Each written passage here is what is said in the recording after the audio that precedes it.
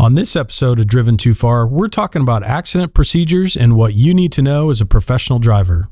Hello, I'm Andrew Winkler, and this is Driven Too Far, the truth about trucking, a podcast that helps over-the-road truck drivers balance career and family. Today on the episode, we're talking about what happens in the event of an accident with a professional driver. And we have a guest today, Brent Falgione with Greater Omaha Express. Welcome, Brent. Good morning. Welcome. I should have said good morning. Thank you for having me. You bet. It's a pleasure to have you here. So to jump right into the topic, we're talking about accidents. And one of the premises of this podcast was being able to pull back the curtain a little bit so drivers get an inside view of what happens in the office and behind the scenes. So let's talk a little bit about prepping drivers for accidents. First of all, what do you guys do to kind of prep your drivers so hopefully they know what to do if they're ever involved? You know, the one thing about accidents as professional drivers, it's inevitable. At some point, we're going to have an accident. We hope they're not severe. We hope they're not frequent. But at some point, we're going to have an accident. So we really start with our teammates when they came to orientation. And part of our orientation process is we go over step by step how to be prepared for an accident, what the accident kit looks like that we place in the permit book, so the driver always knows the permit book is in their driver's door. Right. The back page of the or back folder of the permit book has their accident kit in it. Not just that it's there, what to do with it. And we go over step by step on what information to gather, to remain calm, who to call. You know, the number one priority when you get in an accident is always check to make sure the other party is safe. Right. Everybody's safe. Once we determine that, it's just metal and plastic at that point, and we can figure that out. But, you know, so we walk them through step by step from that first day. Here's what to do at the time of the accident. Here's where your permit book is. Who to contact, and the phone numbers are on the accident kit. Once they've contacted them, what information do I, as a professional driver, need to gather from the other parties? And we really break it down, and we use real-life accidents, things that we have had happen to our drivers, and we will pull up photos of the accident scene that were taken by the driver. We'll pull open their accident kit, and we'll show them, hey, this is one that probably could have used a little better information, or here's one that's got all the information that we're going to need as a company and our insurance company is going to need to protect you and the company after the accident. Yeah, and I think about the orientation process, and we do that as well. Accidents never happen at a convenient time. So you're hoping the drivers can kind of retain some of the things you're teaching them in orientation, but it never happens at 11 a.m. on a Tuesday. It's more like a Saturday at 11 p.m. or something when somebody's sleeping, and everybody gets a little rattled. You know, when something happens, you're nervous, hopefully nobody's hurt in the accident, but you got to try to kind of bring it back, and hopefully the driver kind of recalls what you taught him in orientation. You can kind of walk them through the process so we can get through the process itself. Absolutely. You know, in orientation, you get so much information thrown at you, where we feel if we have the accident kit there and we actually walk you through step by step on how to fill it out, hopefully some of that will be retained, because as you mentioned, it's never at 10 o'clock on never Tuesday. Convenient. Yeah. Never. Nope. It's always weird hours of the night, and you know, you get a lot of outside influences that can cause you to get flustered. You've got oncoming traffic, or you've got lights, sirens, noise. You've got somebody that's upset. You're upset. You know, when it wasn't your fault, you're upset because you're getting delayed. You're not able to make your next stop or make it to your rest area, or even if you're in a truck stop and somebody backs into you and wakes you up in the sleeper and you have to get up, that you're usually not real happy about that. So hopefully we can outline those so you know which way to go with them. I'm going to date us just a little bit because we've been in the industry for a long time, but I remember back in the mid-90s putting accident kits together, and it was just like you said, it was something in the permit book to ask the right questions, but in the glove box of the truck, we were putting disposable cameras. Remember we had to have those, and we even went as far as putting like a drug test kit in there as well, just to make sure we had the right things and there wasn't any problem getting the driver drug tested if it was a serious accident. Yeah, thank goodness technology's changed. Everybody's got a cell phone where they can take photos, and there were some interesting photos on those disposable cameras back then, but thank goodness that's gone. I'm sure there's a few listeners out there probably going, what's a disposable camera? What is that? But talk about technology. You guys using anything? You mentioned cameras. Are you using any mobile apps with your drivers or anything that would help in those processes? We're currently developing a mobile app for our drivers where they'll be able to just upload all that documentation right to the safety department. We're about 30 days from kicking that off. We just went through the development phase. There's a lot of great apps out there, but we felt they didn't serve all of our needs. We want one encompassing app for our drivers to support them, where they don't have to have 50 apps downloaded on their phone. So currently we've got an email address set up where they can text or email those photos and that information to, and it goes to our safety department, our safety director, and goes to myself and our operations, vice president of operations. So immediately, even if it's 3:00 in the morning, you've got a set of eyes to help you with these things. So, and sometimes you need that. It's great that you have backup people and it's going to multiple people, because once in a while somebody doesn't get the text or doesn't wake up or see it. But we need to be there in the moment the drivers need us, for sure. Absolutely. I mean, it's one of the most important things we tell our drivers, and I tell every driver I talk to, no matter what company they work for, if you're in an accident, don't go it alone. We're here to help you. Because we all know ultimately the company, if you end up in litigation, it's going to be the company that's going to get sued. But you as a professional driver can get brought into those suits too, and most times do. And so we're here to help you, protect you, your family. Let's make sure we get all the information. Because I'm the first to admit we have preventable accidents.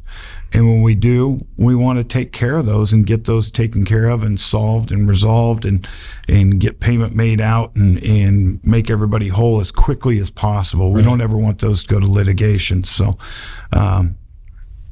it's real important. Pick up that phone, give a call, no matter what time of the day it is. And if your company doesn't have somebody that you can call in the middle of the night for an accident, I don't know too many companies out there that are reputable that don't have somebody to call. Right. That's what we're here for.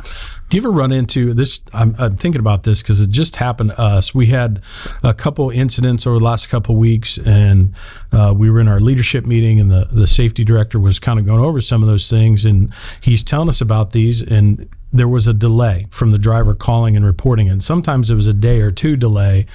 And then you ask the driver, it's like, now you know better. You know what the policy is. You need to call right away or as soon as you possibly can after you've secured the scene or what's ever going on. And, it seems like the excuse is, well, I didn't know who to call. I didn't know what number to call. And are you guys doing anything? How do you make sure the driver has the right number and they know who exactly to call?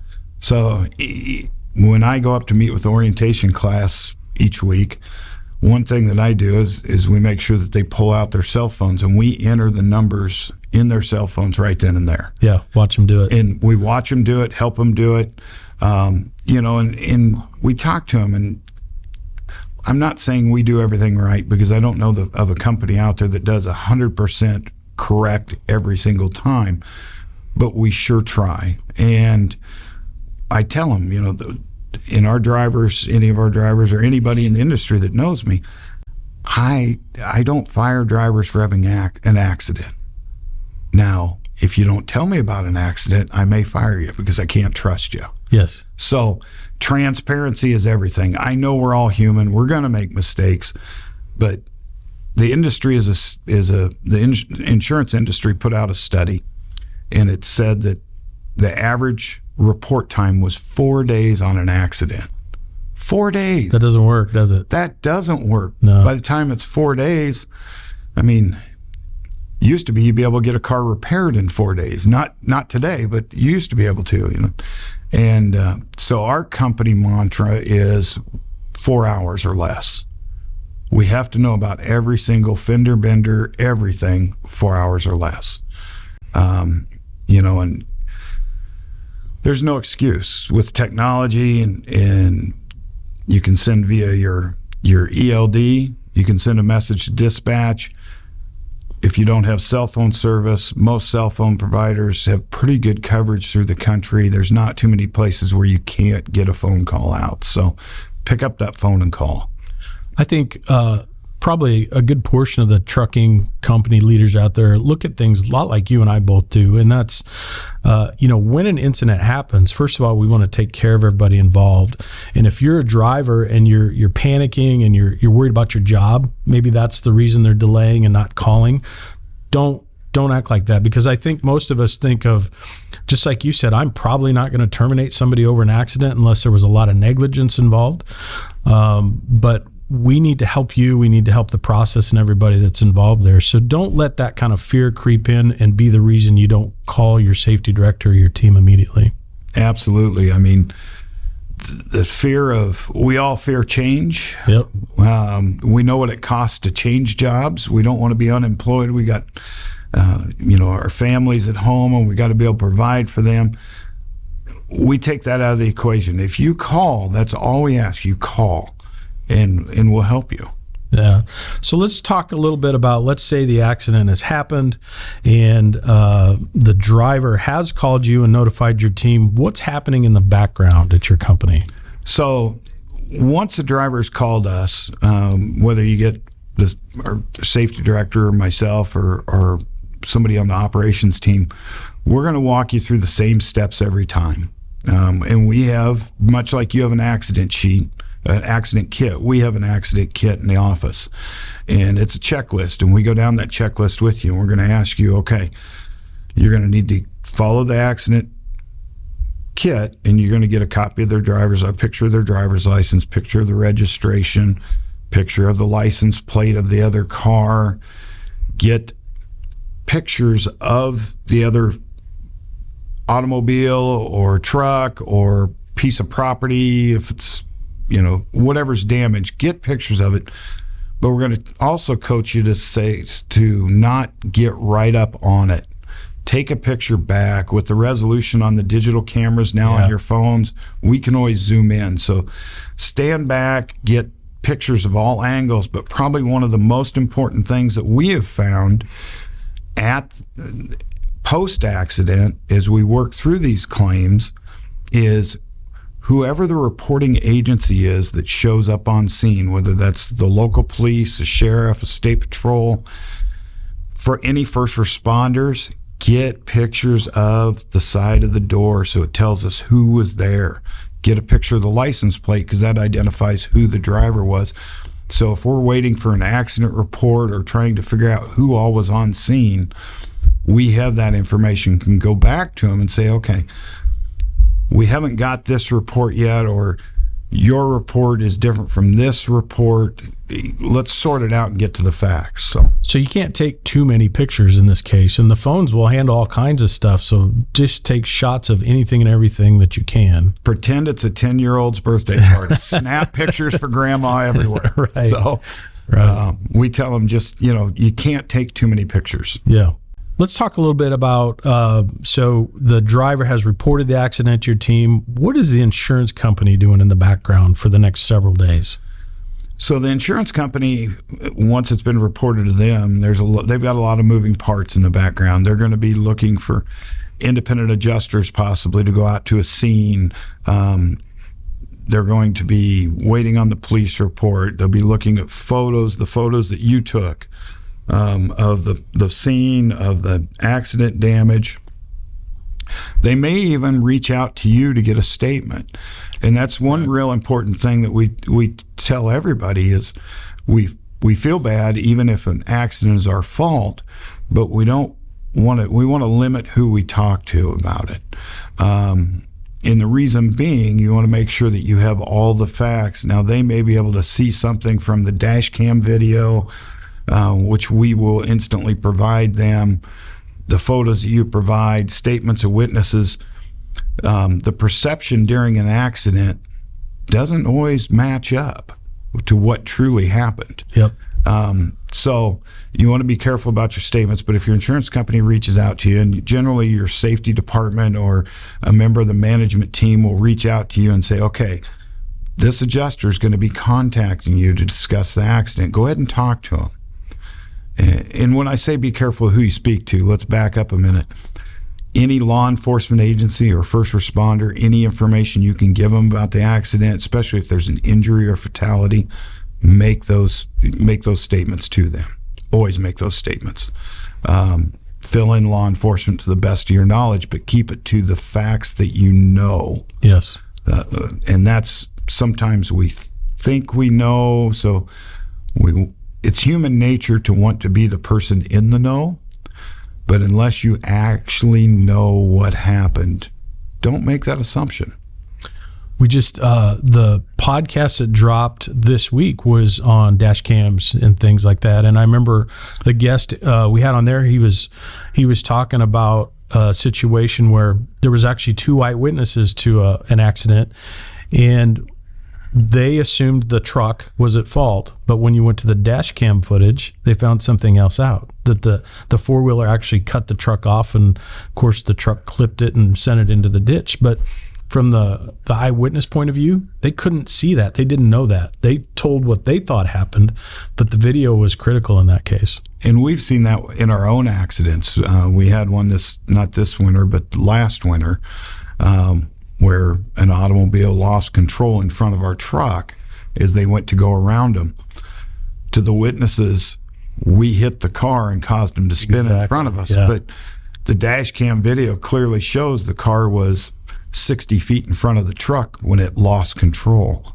Unfortunately, no one lost their life or was critically injured in that accident, but for that driver, that was a scary moment, because all of a sudden everything's pointing back to he's guilty. And as a driver, we start to doubt our abilities at that point. There's a chance I could have took, in this situation, there was a small child in the rear of the car, and he's thinking, boy, I almost killed this child. Scary, yeah. And that puts a lot of weight on you as a driver, and that's the good thing about technology. It helps us take some of that weight off. We can actually see what happened and know that you're doing everything correctly, professionally, as a driver you should be. Well, I think that gives us just another reason for our drivers out there to understand why it's so critical that you communicate with us right away, is because we want to make sure there isn't a misstep. And by delaying that communication back to your company, there could be certainly a lot of things that could go wrong or happen before your company can even get involved and jump on it. Absolutely. And I mean, as a driver, as hectic as that accident scene is, when you call into your company or into the insurance company, it's just as hectic in the office there, with making sure all the T's are crossed and all the I's are dotted. And we're on the phone with the insurance company, with independent adjusters, with tow companies, with body shops, with, in a lot of cases, we'll contact your family. Hey, Joe's been in an accident, but he's fine. He'll be calling you in a little bit. So just give him a couple hours here. He wasn't injured. Nobody was injured, but give him a couple hours, and I'll make sure he calls you when he gets wrapped up, because we want to make sure that you can stay focused on what you've got going on. And we know that's the beautiful thing about the difference between when you and I started driving, Andy. There's cell phones now, and there wasn't cell phones then. So the technology with FaceTime and being able to see your loved ones and talk to them on a regular basis. I remember my first cell phone I got back in the 90s, and that it was a pretty cool deal. You were the man. I'm driving on the road, and I don't have to wait at the truck stop for that pay phone. I had a cell phone until I got that first bill, and it was like $3,000. And that ended that cell phone journey right then and there. But no kidding. technology is a wonderful thing if we use it correctly. So, hey, you mentioned working with adjusters. I'm curious, do you have any kind of policies where you try to get adjusters on site as soon as possible to help? We do. Anytime there is an injury or fatality or a potential injury, if that was we don't, knock on wood, we don't have them happen very often, but if we're in a rear-ended accident or something like that, we're going to get an adjuster out on site. It's just that added level of security to know that we've got a third party out there getting their eyes on what happened and taking measurements and documenting everything for us. Yeah, so if you're not aware what an adjuster is, they work for, some of them are independent, some work for the insurance companies, but we do the same in our case. And anytime we're involved in an accident where there's people in the vehicles, we will try to get an adjuster on site. And so these adjusters are all over the country, and your insurance company can help dispatch one to the scene, but it's important to have somebody on your side at the scene of the accident. The adjuster will identify themselves that they're there representing your company and they're here to help. And it's really critical, like you were alluding to, is if there's injuries or potential injuries in the accident, to get statements right away from the people that could be injured, because sometimes people figure out they're hurt later on down the road and they're just trying to get some money out of the trucking company. So that process of having that person there to document how they were at the scene is really important. Absolutely. And the other part of that we found is when we have an independent adjuster, an IA, out on the scene, it gives you a person that you can vent to. Yes. And just kind of somebody there. It's like you said, it's a level of comfort. It's somebody on your side at the scene. Yeah. Not to say that everybody else isn't on your side, but it's somebody that you can confide in, that's on the scene there, and they're there to help. We've had cases where drivers have been hit and their truck is inoperable. It's going to have to be towed. The adjuster will make sure that he gets you or to a hotel or something to eat or something to drink or a restroom, or in cases of accidents where a drug screen is required, they can help get you to that drug screening facility to get that knocked out too. So absolutely. Well, let's move into kind of a post-accident process. Let's say the accident happens, you've worked through it. Maybe this is the first time you're bringing the driver back into the terminal for an interview. What does that look like? So the way we do it, and we found this to probably be the most rewarding for the driver, is when the driver comes in, we'll sit down with them and we're going to talk through or figure out your side of you. What's your perception of what happened? Now, whether sometimes that's in a written statement, sometimes it's not, depending on what the insurance company wants us to do. But then we'll go over the photos that you've sent in, and we go over everything from start to back from the time you called. We're going to explain to you, okay, here's why we asked for this information, and here's what happened after it. So these photos we sent off to the adjuster, he sent off to the independent adjuster, and they're going to go out on scene to look at the automobile that was involved on that car that rear-ended you. Okay, here's the highway. We'll pull up Google Earth. We'll pull up the highway. We see we were doing the speed limit. Was there any exterior forces that maybe,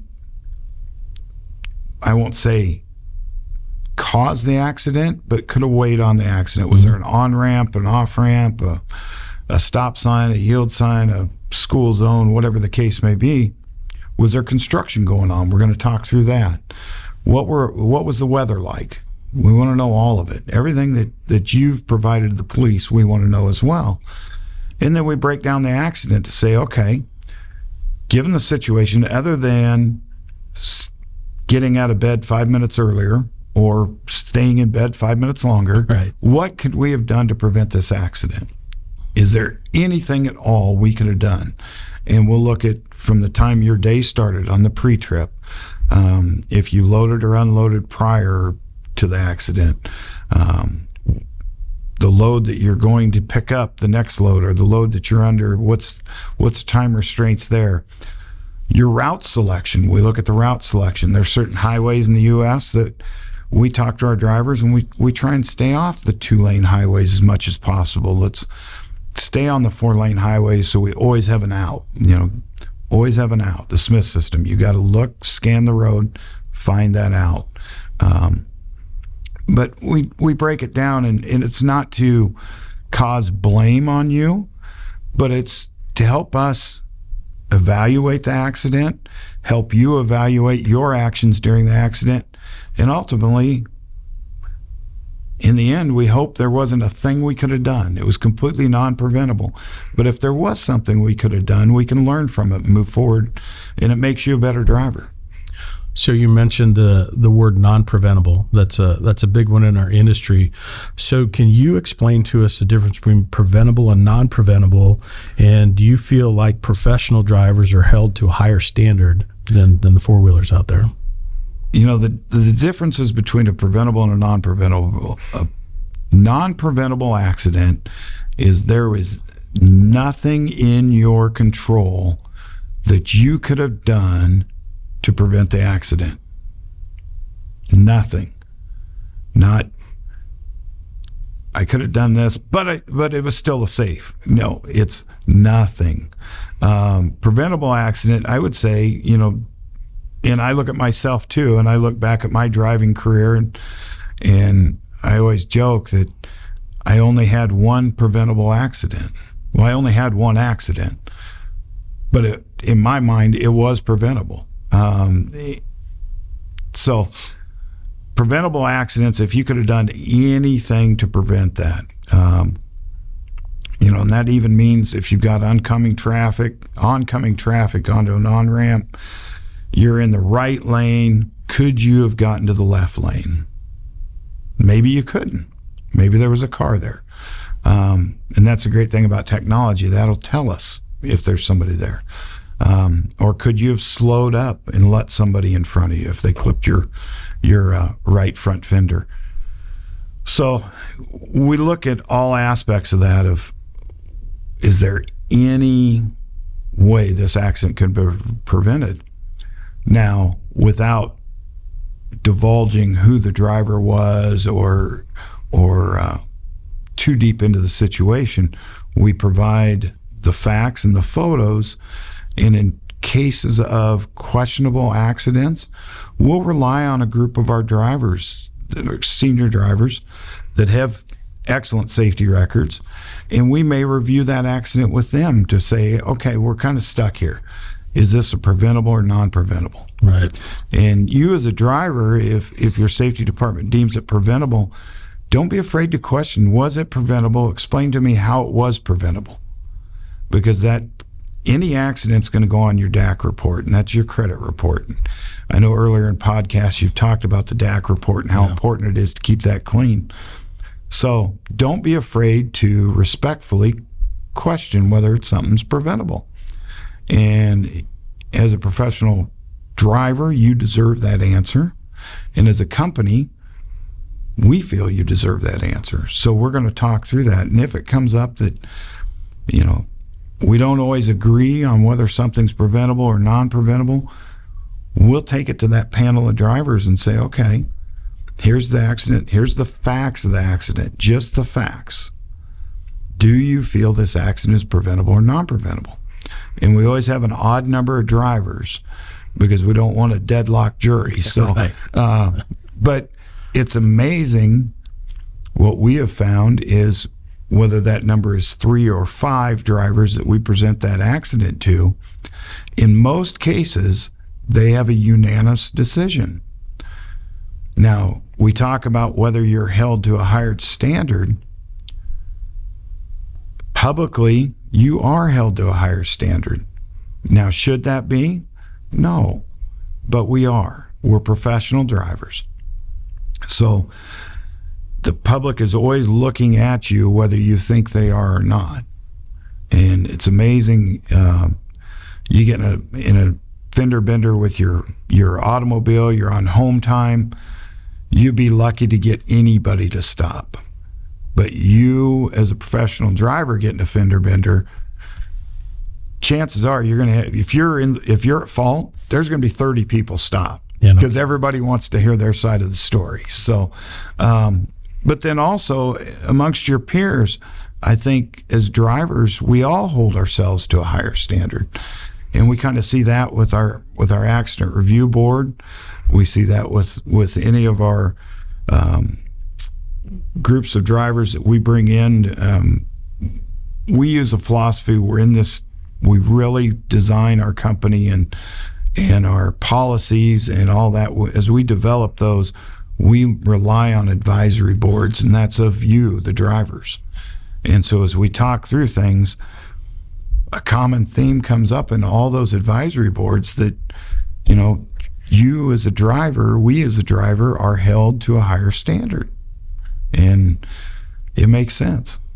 I love the process of having that review board because sometimes you get drivers who are just kind of in denial that they could have done anything different. And unfortunately, I think they think the safety person is kind of working against them, and that's certainly not the case. But the process of being able to tell your story in front of a group of peers goes a long way. Now, let's say you go through that process and the driver still disagrees. He's just not owning or wanting to be accountable for what happened. What happens to the driver at that point? So, like many companies, we have some training options that we do. The safety department does, and our orientation leader, and we'll meet one-on-one, and we'll go over some training, and it's specific to the type of accident. So if it's a lane change accident, we're going to go over lane changes, and we're going to talk through those in different scenarios. And we have yet to have anybody get through the training and still say, you know what, you're right, that was my fault. Because we're going to break it down simple, real terms. This is what happened. We know the facts. We're not going over this with you to belittle you or think you're less of a driver. We want you to get better. As humans, we all make mistakes. Let's learn from our mistake and not make it twice. And so that's the purpose. It's more of a coaching than a retraining. We don't want it to look as a punishment, but we want to look at it as a coaching. It's an opportunity.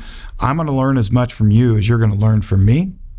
And let's look at each situation and see how we can get better.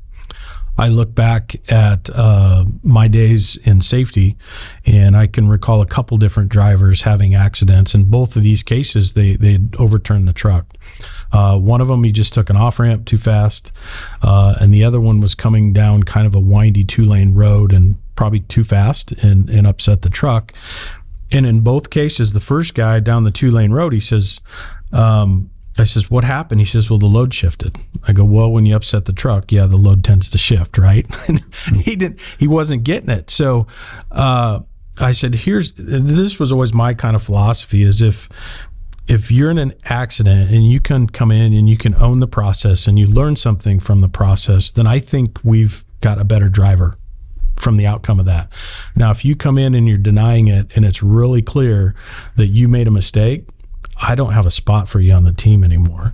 But that particular gentleman, he thought about it for a day after I told him that, and he goes, you know what? He goes, I was going too fast for the conditions or the road. And I said, thank you. And I do believe he learned something from it, and he was with our company for a couple more million miles, safe miles. So he did.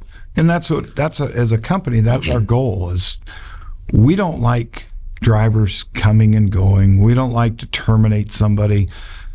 Because ultimately, if we terminate you for having an accident, you're still out on the roadway, running down the road not only beside our team members and our trucks, but beside myself and my family. Yeah. And as an industry, we're better than that. So let's look at those accidents and let's learn from them. Absolutely. So let's say, I'm curious what you guys do when, what do you do? Do you share any of the information with the rest of your team as far as a learning experience? Yeah, we have a board in the hallway, and we put up the accident photos, the person's name, and the fact that they were at fault. I'm kidding. Right. No. So what we do is we do use it as a learning tool, but we do it anonymously. We make sure the truck number can't be seen, because we're a relatively small company and everybody knows truck numbers. But we'll go over, what the accident was, what the cause of the accident was, and the dollar amount, because ultimately it costs the company, it's costing you as the drivers. We cover that every week. We have a safety call where all of our team members, they either listen to it live or they have 1 week to call in and listen to the recording and let safety know that they listened to it. And we cover a lot of things on those calls, and we call it the safety call because our safety director is administrator of it. But we cover everything from operations, benefits, but we do cover a lot of safety topics. Yes. Okay. And so we'll talk once a month on that safety call about what our accident costs were, non-subrogated, meaning they weren't somebody else's fault. We weren't able to collect any money back, but what that cost us for the month. And we let them know where we're at for the year. And then we break it down on what that equates out to per mile for every person that's on the team. And when you break it down and look at that, you think, okay, it's a $10,000 accident. It's not a big deal. That cost everybody on the team a penny a mile for the month. Right. And it's, and I think the other thing that happens, or the perception maybe with some drivers, is, just turn it into insurance. It's no big deal. Well, that's one thing, but you and I are both in captive groups, so we're essentially self-insured, right? It is a big deal. It is a big deal. I had here about 6 months ago, we had a fairly new driver join our team, and he got a little close to a tree when parking on the side of the road, and we're a refrigerated carrier, and the tree branch went through the side of the trailer. And it was about $22,000 to repair. And he's like, well, what if I don't want it on my record. What if I pay the deductible? And I said, that's great. Our deductible is $150,000. Right. And he said, I guess it's going to go on my record. And I said, yeah. Well, I probably wouldn't pay the $20-some thousand, but I would definitely not park beside that tree again. So as you alluded to, to help control the cost to be able to afford nicer equipment, better wages, better benefits, we have to control those insurance costs. And one way to do it is to join a captive, and so that it puts a little more pressure on all of us to make sure that we're accountable and we're conscious not to have those accidents. Absolutely. There's been a lot of news out there over the last couple of years about the nuclear verdicts and some of the really bad accidents and stuff. And when we hope we never have to experience that. But what happens if we are at fault in an accident? And let's say our driver and the company gets pulled into a lawsuit. What does that look like? What should the driver expect? That's a scary time.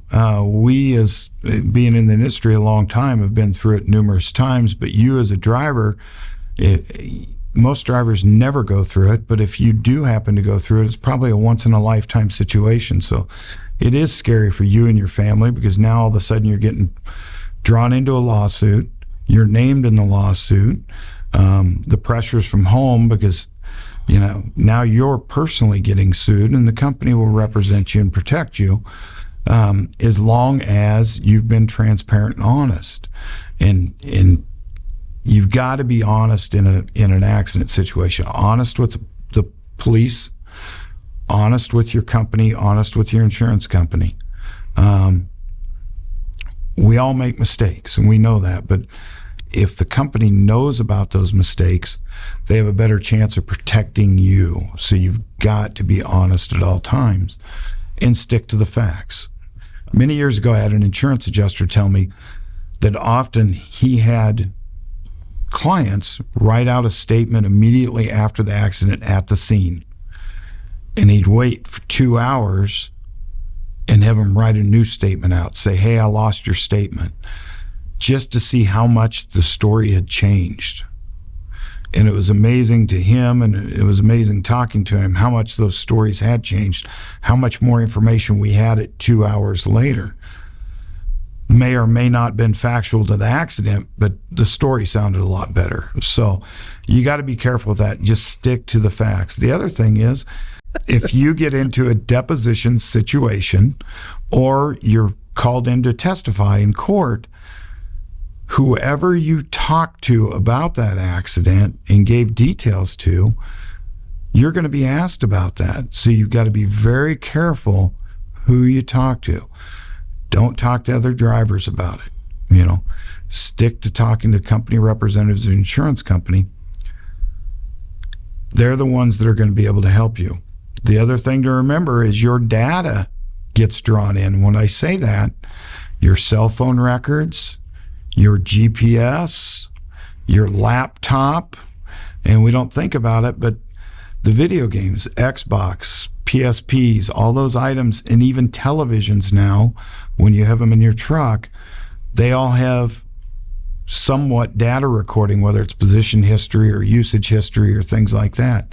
So you're on break for 10 hours, but your computer shows you were video gaming for 8 of those 10 hours during your break. That's not safe. You didn't get enough rest. Yeah. You didn't get enough rest, and that's going to get called into court. So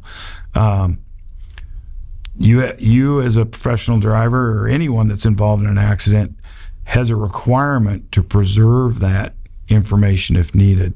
So come clean with your safety department, your insurance company, and say, hey, I've let them know what electronics you have on board, and then they'll tell you what you need to do from there. That's a great point. And I think one of our biggest concerns is always the dang cell phone, right? Did they have the device in their hand? And you make a great point that if it gets that far, if you're not honest when you're giving your statements about being on the cell phone or texting while driving or something like that, it's going to come out. Eventually, you can try to deny it and hide it. It will come out. But if you're honest up front, it's a mistake. I shouldn't have been doing this. It was part of the cause for the accident. That's how we know how to get in front of these things, and we never want to go to court in that case. Yeah, the last thing we as a company want to do is put you in a position where you do not look favorable to yourself, your family, or anybody else. So we make mistakes. It's gonna, like you said, it's gonna come out. I mean, in this world, it's always gonna come out. So just be upfront and honest about it. I think we had a great discussion today. Hopefully it gives some drivers some insight about what's going on behind the scenes of an accident. Make sure you're communicating and contacting your company right away. Be honest about the situation, as honest as you can about the situation, and you will get through it. Your company will help you get through it. So Brent is president of Greater Omaha Express. Tell us a little bit about Go Express. So Go Express, we're a refrigerated carrier based out of Omaha, Nebraska.